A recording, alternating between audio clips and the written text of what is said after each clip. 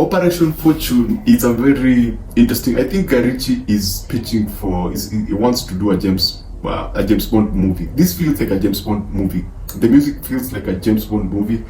Either that, or it feels like a sequel to The Man from Uncle. Because it has it borrows a lot of DNA from that particular film. Obviously the time differences are there, but in terms of just the style, the directing, because it's not your typical Guy Ritchie movie. If you watch any Guy Ritchie movie, you know how a Guy Ritchie movie looks and feels.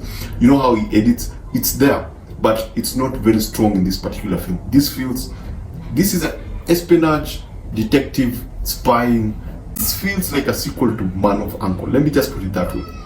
Hugh Grant does a fantastic job. My favorite actor, who should be Batman, Josh Hartnett. Josh Hartnett is in this film again, which the relationship between the two is actually very funny, especially the third act. It's a very, basically when these two are having a conversation was one of the best part of the film. Forget the action, just the conversation between the two was very, very interesting. Jason Statham and the crew almost nailed it. I kind of enjoyed their interactions when they were doing their missions, and every now and then it would feel like a Quentin Tarantino movie. There was some one or two spots felt like they borrowed a lot from Quentin Tarantino's style of writing, and I was like, I see what you guys are doing. I see what you're doing, but it was really well done to the extent that it was its own thing. It didn't feel like a Tarantino movie. There was the action. There was obviously not a lot of action, but very well done action that serves the story. It's not just there for the sake of being there. It serves a story, it serves a purpose. Now, when you go to the technical part of this film, because when it comes to Guy Ritchie, I love looking at the technical part because he's really, really good. One of the cinematography, he does this warm color thing that I absolutely love. I absolutely love how his films feel warm. They feel like they just feel bright, despite the fact that they're dealing with some dark themes. They feel bright, they feel lively, they feel alive, they feel warm. Josh, the performances were excellent. As I said, Hugh Grant and Josh Hartnett had some of my favorite scenes in the film, and the story overall was also very interesting. If you're a film lover, there are things that they deal with that actually are very, very, very, very funny.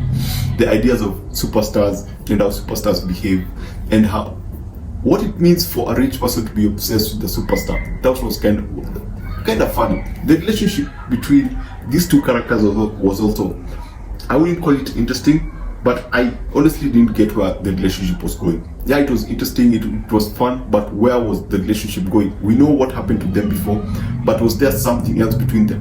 Because I didn't quite know where the story was going with both of them.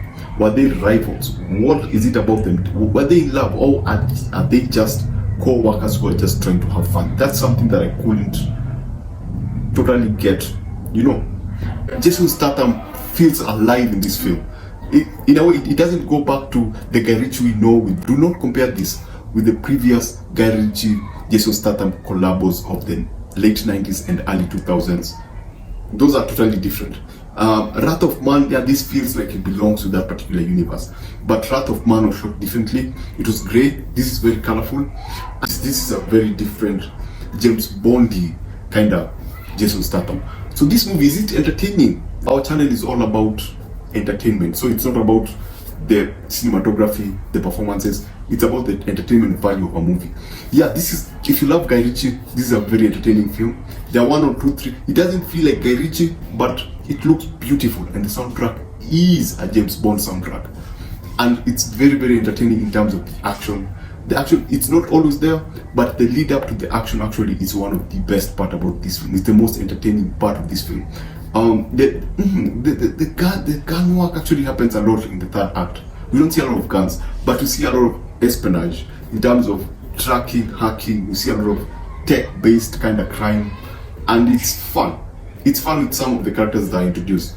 But for me, Hugh Grant is the best part about this film. He's funny. He's really funny, and the fact that the character is just so clueless for me was, it was perfect. It's one of those characters that you watch and he goes through an arc. I wouldn't call it an arc, but you get to see the real character that is playing, just how badass at the end. and that also has a payoff in the credits. So if you're watching the movie when it ends, just give it a few seconds. You'll see what his story actually meant for the whole overall part of this so-called movie. So yeah, this is a very beautiful film. I enjoyed it mostly. I almost got bored in the first 10 minutes. So just give it time, let everything fall in. Now, it's not your typical Guy Ritchie movie.